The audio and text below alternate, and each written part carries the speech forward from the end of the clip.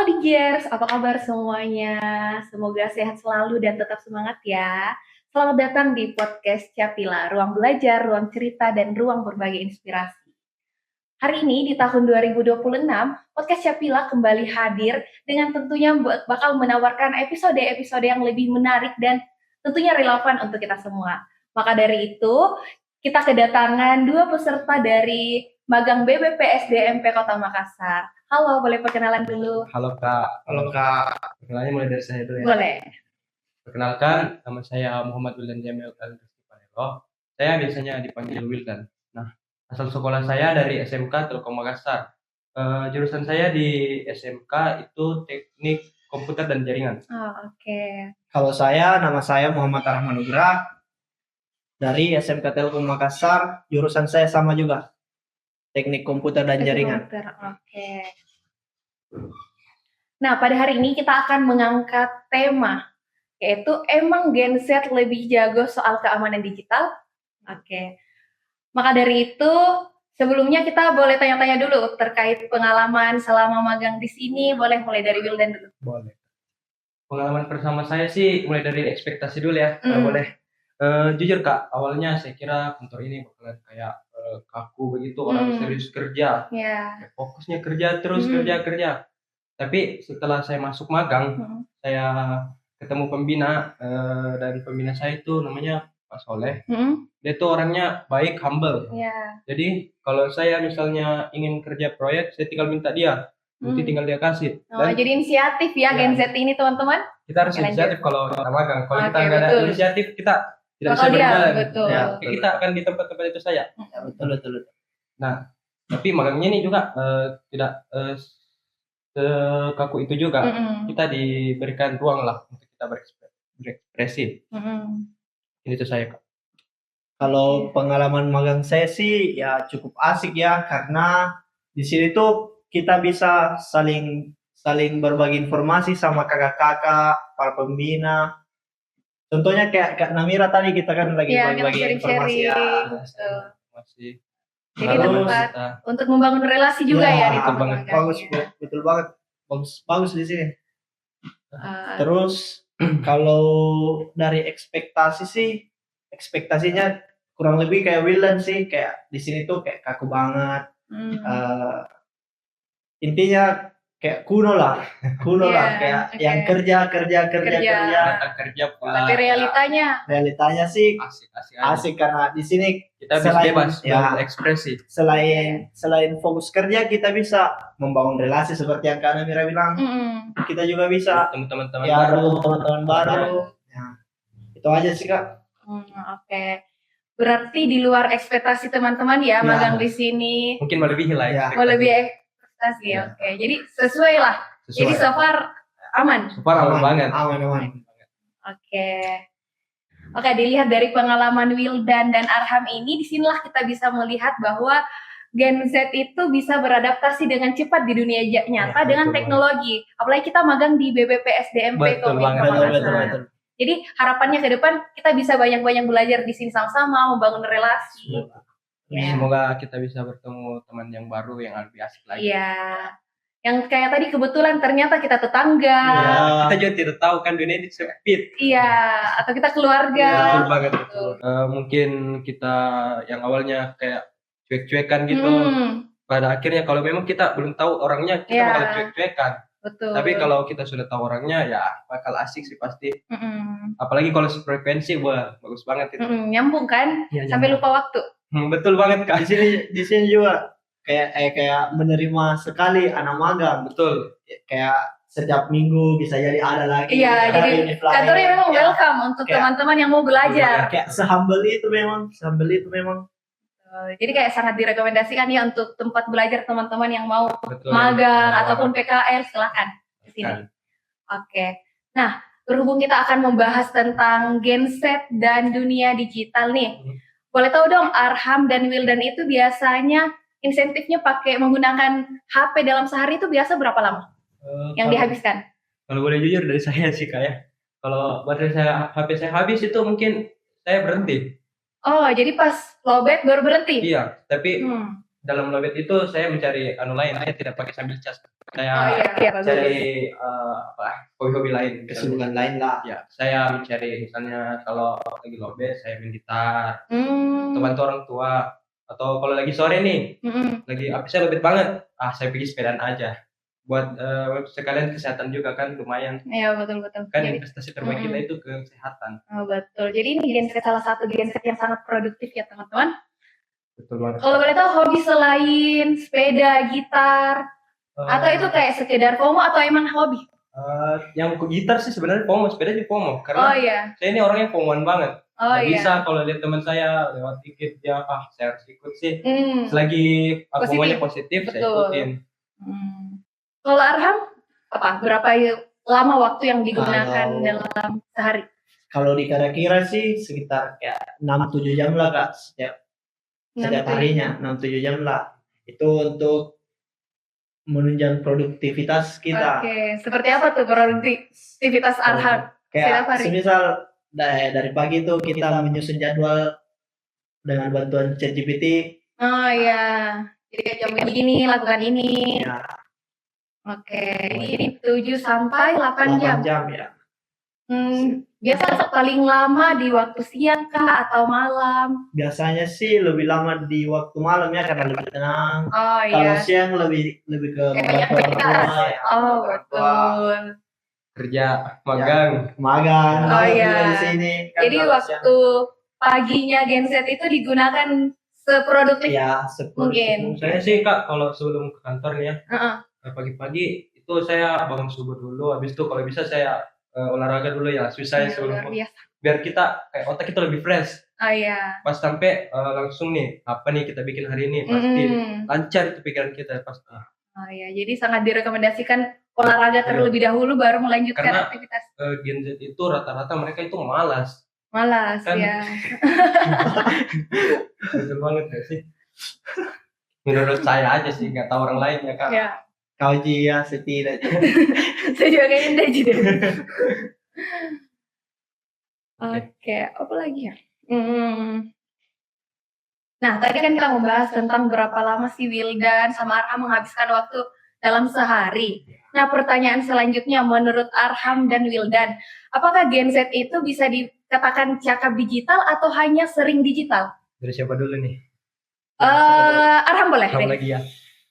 Kalau dari saya sih, kalau kebanyakannya lebih ke sering digital, kayak yang sering digital nih kayak 70%-an lah, yang cakap itu 30%-an. Jadi kalau disamaratakan memang tidak bisa, tapi kalau sebagian besarnya lebih ke sering digital. Gen Z. Ya, Gen Z. Karena kalau dilihat dari sosial media, isinya itu sebenarnya yang kayak clipper-clipper, yang penggiring opini. Biasanya itu orang aslinya adalah Gen Z. Jarang itu yang kayak gen-gen milenial. Jarang itu menyebarkan informasi begitu karena mereka kan lebih takut. Gen Z kan orangnya kayak Barbar banget. Ya barbar. Kalau di sosial media tuh kayak nggak ada batasnya gitu Kak. Nggak ada yang Tapi batasin. nggak ada yang batasin. Kayak mereka tuh tidak takutnya kalau di sosial media. Tapi kalau di dunia nyata nih Kak, Nggak berani maju. nggak berani Bubar maju. mereka. Pasti mereka itu cuma jagonya di sosial media. Begitu sih Kak. Kalau Gen Z Jadi lebih ke lebih sering digital sih, betul. nggak dimanfaatin dengan baik Kak. Kayak kayak itu handphone hanya untuk hiburan. Nah, atau Arham sendiri merasakan bahwa Arham adalah sering digital? Lumayan Kak, lumayan sering digital. Oke. Kalau Wildan gimana pendapatnya? Kalau saya, menurut saya sama sih seperti Arham. Kebanyakan Gen Z itu cuma tahu pakai HP, buka sosmed. Jarang mereka pakai belajar apa. Paling mereka buka YouTube, nonton, cari hiburan supaya memenuhi ego mereka kan. Supaya mereka tenang. Apalagi mereka itu yang jarang keluar rumah tuh, sering banget tuh. Pasti waktunya dihabiskan dengan HP ya? HP mulu. Biasa juga yang keluar rumah ini sering mabar sama temannya. Oh, keluar hanya untuk main HP. Betul, Oh, keluar iya. ke Jadi kafe kadang untuk Gen Z main itu Mobile Legends. nongkrong tapi HP di genggaman semua. Ya, Betul. biasa. Jadi kayak untuk apa ya? Kumpul kalau cuma HP? Ya, dia makan nongkrong tapi main Mobile Legends juga. Kenapa nggak sekalian di rumah? Iya. Kalau secara cakap sih masih kurang ya. Mungkin cakap itu di bidang AI aja kalau saya. Harusnya kita gunakan AI itu bagaimana untuk aktivitas harian kita atau schedule kita yang akan kita lakukan di esok hari. Itu aja Kak. Supaya lebih memanfaatkan ya, Ya, supaya lebih instan dan lebih memudahkan. Apa gunanya teknologi sekarang kalau tidak digunakan dengan Betul. Seperti yang saya tadi bilang, kalau pagi buat schedule Ya, menggunakan schedule ChatGPT dulu ya. Jadi berarti ini Arham tipikal kalau hari ini udah tahu mau ngelakuin apa, Ya, betul. tapi dengan bantuan teknologi. Teknologi. Luar biasa genset ini. Tapi kita juga tidak boleh terikat sama teknologi ya. Ya. Takutnya teknologi itu jadi kita dipermainkan begitu sama teknologi. Jadi kita tidak bisa mengontrol apa yang kita lakukan. Harusnya kita lebih memanfaatkan, bukan kayak kita Bukan dimanfaatkan ya. Iya, kadang kita kalau main HP itu kayak lupa waktu lah. Yang kadang niatnya cuma kayak cuma scroll bentar 5 menit. Atau kayak cuma cek WhatsApp deh. Misalnya kayak saya pernah saya lagi masak air, terus saya scroll 5 menit aja lah. Wah, dimarahin mama saya. Airmu udah habis tuh. Jadi saya bilang sadar, waduh, saya kayaknya ini sudah dimanfaatkan banget ini sama gadget. Gimana ya supaya saya jadi terpaksa itu saya lakukan, saya cari hobi-hobi yang biasanya positif. Biasanya juga genset itu kayak punya sindrom. Betul. Iya, saya setuju. Karena saya juga merasakan kayaknya. Brain rot gitu. Iya, kayak sebenarnya bukan gini yang mau dilakukan, tapi sindrom kayak buat TikTok kah, Instagram, kayak gelisah kalau tidak. Iya, jadi kayak dalam sehari itu harus buka. Ya, harus dibuka. Mereka tuh nggak boleh bosen lah. Harus ada yang dilakukan. Setidaknya main HP. Nah, contoh kecilnya di TikTok tuh ada streak kan? Ya. Kalian adalah salah satu mengaktifkan streak itu? Betul banget. Udah 400-an. Wow, 400-an untuk dalam grup atau cuma personal? Personal. 400. Tapi kami juga punya grup mungkin sekitar 200-300. Wow, itu artinya dalam 400 hari ini mereka tidak pernah lepas dari TikTok. Wow. Itu promosi yang paling menarik sih. Betul. Ini adalah salah satu marketing dari TikTok supaya kita tidak bisa lepas. Buka setiap hari TikTok. Iya. Mana itu TikTok supaya kita bisa buka setiap hari, bisa kita lakukan. Bagus banget sih promosinya. Apalagi kalau kita misalnya punya streak, baru ada toko-toko yang menawarkan kalau streak kita segini, dapat bonus nih. Bagus banget tuh. Oh iya, betul.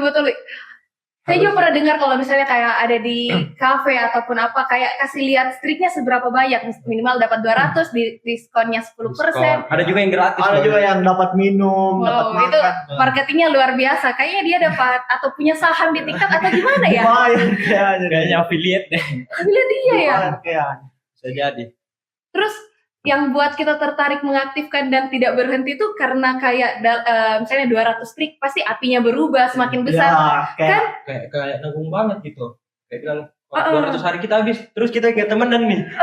Jadi kayak kadang teman-temanku tuh berpikir kalau misalnya api habis, jadi kayak bahkan bisa sampai ditelepon sampai 10 kali hanya untuk menyalakan. Betul banget. Istri kayak oh Saya my god. udah pernah ngalamin. Jadi biasa kadang dalam sehari itu cuma buka TikTok hanya untuk menyalakan api. Ya. Terus kalau streaknya banyak tuh kan kita pilih-pilih nih yang mana kita kirim ke teman-teman kita videonya itu tidak apa ya? Mereka memiliki yang berbeda. Apa namanya? Selera. Ya, jadi kalau misalnya kayak jokesnya ini kirim ke sini kan. Betul banget, Kak. Itu sih, Kak. Oke.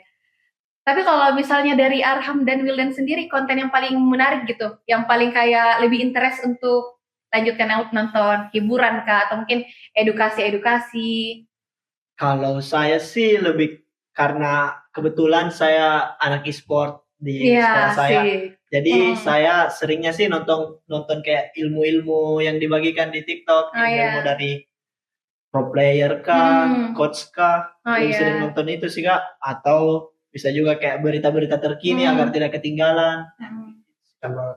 Yang edukasi ya? Ya, edukasi. Kalau Wildan, konten yang disuka seperti apa? Konten yang saya suka itu tergantung mood saya sih sebenarnya Kak. Kalau saya lagi mood gitaran, kalau lagi galau, cari quotes galau. Aduh Kak, jangan dibahas itu deh. Ada tisu? Ada isu sedikit. Oh iya, oke. Oh jadi tergantung apa yang Wildan inginkan gitu, kayak lagi hobi gitar, suka cari ilmu dari TikTok, Reels gitu ya. Lumayan sih kalau orang bagi-bagi edukasi di TikTok ada yang gratis. Kita nggak minta, kok ada muncul nih, klik aja lah. Sekali kita bantu-bantu naikin akunnya. Oke. Jadi kalau ditanya soal aplikasi yang sering digunakan di antara beberapa sosial media, Arhan sama Wildan itu biasa paling sering gunakan apa? cenderung ke TikTok sih Kak. TikTok. Tergantung sih Kak, kalau misalnya saya mau hiburan, Mm-mm. saya bukannya YouTube, YouTube. TikTok. Tapi kalau saya mau cari berita-berita itu saya bukanya di Instagram. Terkadang beritanya di Instagram itu lebih akurat sedikit. Ya Atau setuju. Twitter. Betul. Itu aja sih Kak. Ya kalau TikTok kan kadang Ada cuma yang viral Ya. gitu kan. Oke, nanti kita bahas terkait aplikasi apa sih dan bagaimana sih cara mengatasi itu yaitu hoax ataupun tidak Betul. gitu. Jadi bisa dibilang Gen Z itu cepat dengan adaptasi teknologi tapi belum tentu bijak menggunakannya. Ya, Betul. Kan? Oke. Jadi untuk pertanyaan ke teman-teman pendengar nih, kalian itu merasa megang HP atau bahkan dipegang dengan HP? Nah, berbicara tentang dunia teknologi ataupun digital, kalau hidup Gen Z itu tidak bisa lepas dari dunia digital, berarti kita itu butuh alat untuk bertahan hidup, teman-teman. Kayak bukan berarti kompas ataupun air, tetapi kita bagaimana sih cara menggunakan logika, literasi, atau kewaspadaan kita dalam menggunakan digital. Betul. Nah, untuk pertanyaan selanjutnya nih, untuk Wildan lah, boleh dulu. Oke, boleh. Kalau misal nih, info-info viral di Twitter, TikTok, atau sosial media lainnya, kalian itu langsung tipikal orang yang langsung percaya atau mencari atau menyaring informasinya dulu? Kalau saya sih, saya lihat dulu semuanya dari mana.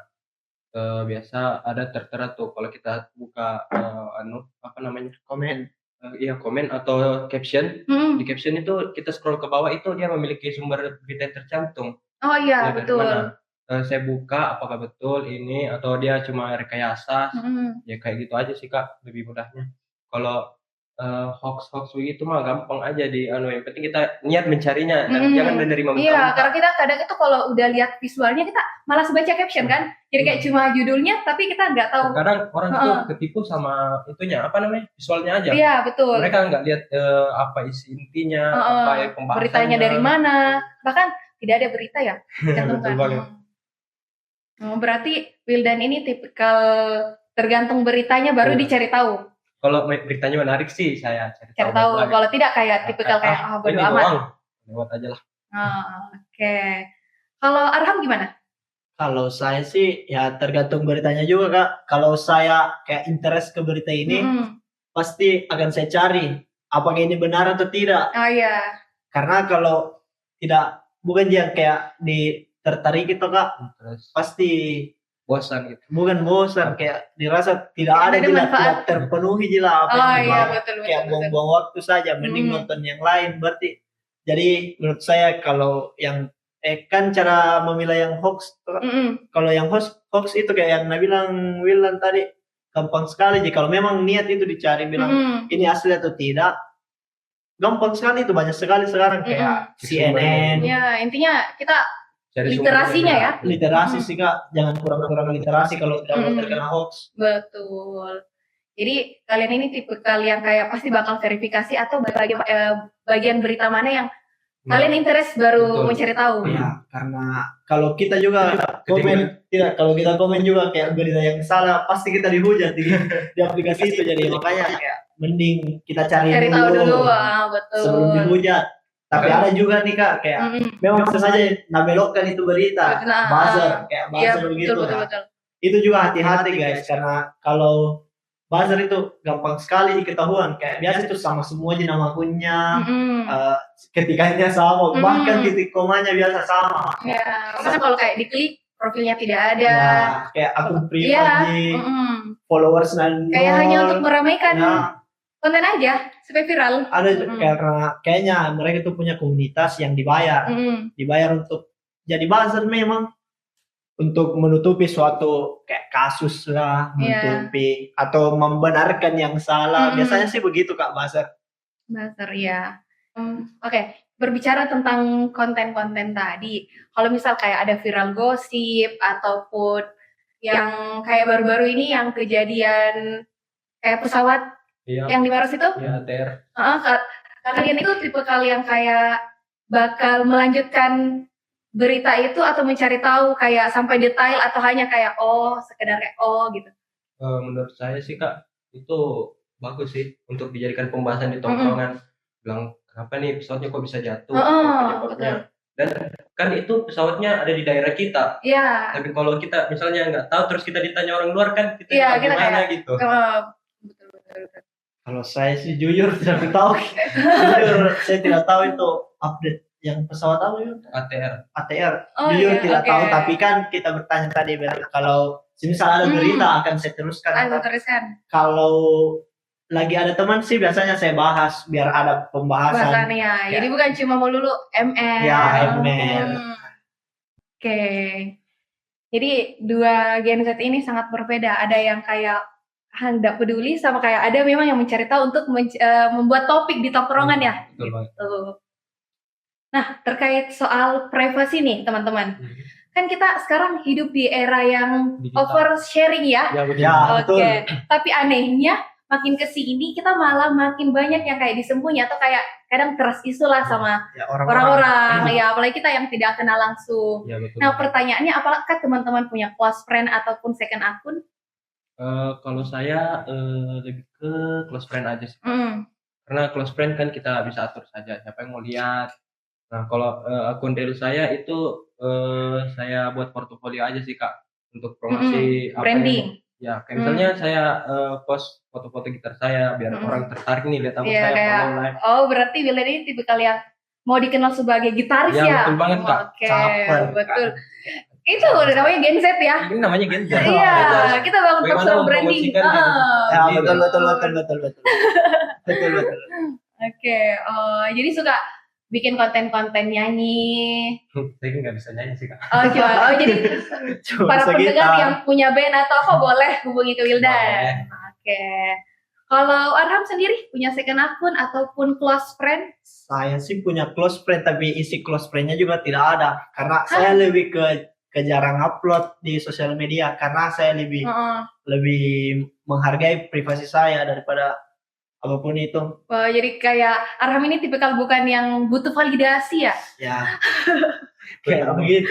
Jadi kayak lebih punya pencapaian, terus tidak mau dipublikasikan gitu ya? Oh, Tapi kalau pencapaiannya jarang juga dapat pencapaian. Oke. Jadi kayak bukan tipe kalau orang yang sering update. Ya, kurang update lah.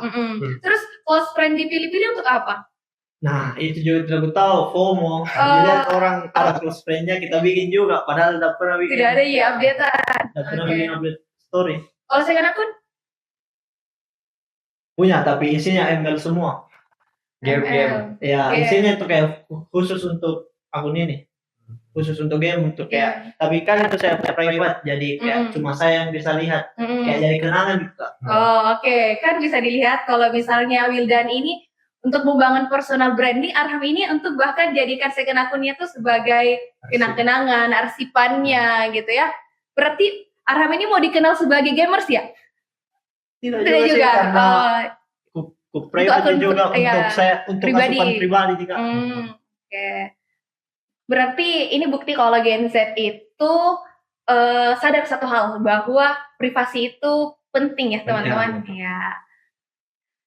Menurut saya nih kalau misalnya second akun itu bukan berarti kita menjadi orang yang fake. Ya. Kan? Tapi saya merasa second akun itu adalah ruang aman untuk kita, bagaimana kita bakal mengekspresikan tanpa takut dihujat sama netizen. Jadi kita menjadi diri sendiri lah di akun kedua itu. Ya. Apalagi kan kalau close friend itu kita pasti udah pilih, oh ini udah kenal banget lama, iya. Jadi kayak semua mereka, ya. Kalau mau hujat langsung aja depannya. Ya kayak daily activity kirim ke second akun. Kayak bicara-bicara begini pun kayak yang asbun-asbun kan? Iya boleh. Gitu. Ya nanti kira-kira Arham bakal aktifkan sosial medianya mungkin beberapa bulan ke depan untuk branding. Kalau saya sih memang mau diaktifkan, tapi kayaknya nanti setelah kuliah kali, karena sambil membangun apa portofolio. namanya? Ya, portofolio sama supaya agar orang tahu lah siapa saya bagaimana. Oke, agar tahu lah yang mana ini mukanya Arham, saya tahu aku following tapi iya tahu, karena betul. ini aku juga tidak ada isinya. Karena itu sosial media emang sangat berguna ya, kayak mulai dari relasi kita bisa dapat, lomba-lomba pun, kompetisi kita bisa Ya, kita bisa temukan. tesnya di Iya. situ, bagus banget tuh sosial media. Mm-mm. Apalagi kalau ada berita-berita terkini, sosial media tuh paling cepat Mm. di era globalisasi ini. Kayak 1 detik terjadi, tersebar di seluruh Oh. dunia. Mm-mm. Itu juga sih bagus. Bagus. Intinya kita gunakan sosial media di hal-hal yang positif ya teman-teman. Selagi Ya. positif kita bisa menggunakan. Kecuali mau jadi buzzer ataupun netizen Jangan kayaknya deh, jangan. nggak usah ya. Ya, nggak usah. Nggak usah. Oke, nah pertanyaan selanjutnya nih. Belakangan ini lagi marak tuh link-link digital, terus pesan-pesan yang kayak kurir ataupun apapun itu yang modusnya ternyata itu adalah suatu penipuan.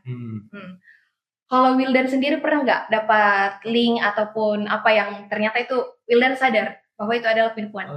Kalau saya sih kenanya itu di telepon telepon orang. Jadi pernah ditelepon sama itu penipu. Banyak sih, gara-gara saya nggak sengaja sebar nomor saya, terus orang tahu. Nah, kayaknya dikira itu saya gampang ditipu. Nah, setelah itu karena semakin banyaknya itu nomor, saya download lah aplikasi. Di situ dia bisa batasi yang mana ini orangnya penipu atau bukan. Nah, dari situ saya bisa tahu dia ini penipu. Nah, kalau terkait link-link yang itu link undangan, itu mudah aja sih Kak. Kita lihat dari pengirimnya siapa, apakah dia terverifikasi di WhatsApp atau tidak. Itu aja sih Kak. Oke, tetap mencari tahu ya. Iya. Berarti Wildan ini bukan tipe kayak kalau misalnya dapat link langsung buka, bukan ya? Oke. Kalau Arham gimana? Atau salah satu korban? Atau salah satu pelaku? Kalau saya sih, kalau link-link kayaknya tidak pernah Kak, tapi kalau dimasukkan ke grup Telegram tiba-tiba yang isinya bisnis cuan-cuan, tiba-tiba kita masuk. Ya kayak yang mereka bilang tuh cuma like postingan tiba-tiba kaya. Iya. Kayak sebenarnya itu kan kayaknya saya juga pernah kena itu deh. Kayak semua orang kena deh. Kayak semua orang kena deh yang di. Berarti data kita tidak aman sih. Tidak aman. Oke. Aman data kita kalau di Telegram kayaknya. Ya di Telegram saja. Kalau untuk link-link sih nggak pernah Kak, tapi teman saya pernah. Itu teman saya pencet link, terus dia login kan akun Facebooknya. Nah, di sana lah bisa langsung datanya diambil semua. Diambil semua datanya. Oh mungkin karena ini ya, dia kira itu Facebook asli. Ya karena dia kira webnya itu berbentuk tampilannya, padahal kan biasanya padahal itu cuma pengecoh. Ya, biasanya tuh domain aslinya itu kan www.facebook. Iya betul. Ada HTTPS secure. Biasanya ada tambahannya ya. biasanya ada www.facebook XYZ. Oke, itu salah satu kayak penanda bahwa itu bukan yang asli. Soalnya tuh gampang banget Kak dilihat asli tidaknya, tapi itu dilihat dari literasinya ya. Kalau orangnya cuek, baik, dia mau pencet-pencet pasti aman sih Kak. Betul. Harus lebih waspada sih Kak. Ya, berarti kayak linknya itu kelihatan ya yang mana asli. Ya, tapi kita harus kalau sebelum pencet harus lihat linknya. Sebenarnya kan kelihatan Kak. Bukan asal pencet ya. Bukan asal pencet. Intinya bukan asal pencet teman-teman. Kan ada juga kayak yang marak sekarang yang undangan-undangan. Itu yang undangan itu kan sebenarnya biasa formatnya itu bukan titik PDF tapi titik APK. Kalau yang bilang itu kayak undangan tapi titik APK, itu artinya malware atau spyware. Itu untuk mengambil data-data kalian. Jadi hati-hati ya kalau dapat akhiran apa APK sama titik APK. Kalau titik PDF biasanya aman ya. Karena PDF kan cuma file Word gitu. Nah, itu dia masalah teman-teman. Penipuan itu nggak menipu orang yang bodoh, tetapi orang yang lengah. Betul. Oke, selanjutnya kita bahas hal-hal yang lebih ke praktis nih, Wildan sama Arham. Nah, tadi kan kita bahas tentang kayak teori, penjelasan dan lain-lain. Kalau boleh tahu, ada nggak selama magang di Balai Teknologi paling kerasa ngebantu Wildan sama Arham kerja selama di sini? Kalau saya sih lebih ke aplikasi Simagang Kak yang buatan dari alumni magang di sini. Oh iya. Itu kayak absennya via online jadi enak. Terus check out, terus micro skill-nya seperti kan micro skill anak magang tuh terhubung dengan Simagang. Terus Kalau untuk produktivitas sih, kan saya baru-baru ini ada tugas dari pembina ya, Iya, untuk membuat map oke. Indonesia yang dicakup oleh Komdigi, Komdigi. ya. Jadi saya menggunakan Canvas Kak, karena Canva. Canva tuh sangat bagus lah. Banyak elemennya, Iya, fontnya banyak, Iya. Mudah banget Instan, digunakan. betul. gampang digunakan. Kalau gratisnya banyak kan? Ya, gratis. Yang Gen Z banget gitu. Ya, Gen Z, ya, ya. warna-warni. Betul. Ya, itu sih Kak, Ya, kalau saya. Kalau saya tergantung kebutuhan aja sih Kak. Kalau misalnya saya mau yang cepat, nggak ribet, saya pakai Gemini. Karena Gemini itu memiliki database Google. Jadi apapun yang dia cari pasti database yang lama banget itu dia pasti kumpulkan juga. Oh Dia iya, bisa berarti banyak cakup. referensi Ya, dari ya, Gemini. banyak ya. referensi dia. Kalau ChatGPT sih sama sih secara fungsi aja. Itu aja sih Kak. Dan mungkin satu lagi tambahan, aplikasi presentasi. Ya. Kalau nggak salah namanya itu Website. AI Gamma, ya. Gamma AI. Nah, kalau saya lagi malas banget buat presentasi dan saya tidak punya referensi, saya cari dari situ aja Kak. Saya ketik misalnya, tolong buatkan saya sejarah Indonesia. Langsung nanti dia tuh. situ rangkumkan. Ya, langsung. Oke. Tapi saya tidak langsung ambil aja itu. Bohong. Enggak juga sih. Tergantung deadline. Ya. Tergantung deadline. Kalau deadline Kalau lebih bisa saya 15 menit. modifikasi, saya tambahkan Canva di ketik sih. Mm. Tinggal tambahkan template-nya juga nggak template banget. Oke, tetap merubah. Iya, Ya, modifikasi. Berarti kalian itu bakal memodifikasi betul. Ya, atau kadang langsung ya, ambil. bisa jadi langsung. Tergantung Oh. situasi dan kondisi. Oke. Tergantung misalnya Kak, kita lupa tiba-tiba gurunya masuk, mana presentasi kalian? Nah, langsung. itu pasti langsung di gambar diketik apa judulnya, Oke. terus langsung dikumpul. Tapi ada juga guru yang membolehkan. Ya. Menggunakan AI. Betul. Tergantung bagaimana penjelasan kita ke presentasi itu, apakah Ya, apakah kita mengerti? Iya. apakah kita betul-betul paham, apakah itu masuk ke otak kita, supaya gurunya benar-benar tahu kita belajar ini atau tidak. Nah, iya. Kan ketahuan ya kalau misalnya tugasnya selesai, tapi pas ditanya kita nggak tahu, Kayak nah itu masalah. Kita di sana enaknya karena setelah buat presentasi kan kita akan disuruh menjelaskan. Jadi kami harus tahu itulah kenapa kita baca lagi. Andai kayak pembelajarannya tidak begitu, pasti Iya. kami tidak baca sih. Betul. Nah, itulah penyakit Gen Z. Kalau diancam dikit langsung serius. Ya. Berarti tetap menggunakan ATM, amati, tiru, Tiru, modifikasi. Oke, jadi Gen Z ini bakal memodifikasi teman-teman, tidak seinstan itu. Betul. Semoga ya. Semoga. Berarti teknologi itu bukan yang membuat kita semakin malas ya, tetapi bagaimana kerja kita lebih efisien, kalau bisa dipakai dengan benar. Ya, betul. Kan? Terakhir nih untuk segmen ini, teman-teman ada pesan singkat untuk teman-teman pendengar ataupun peserta magang di BPPS DMP Kota Makassar?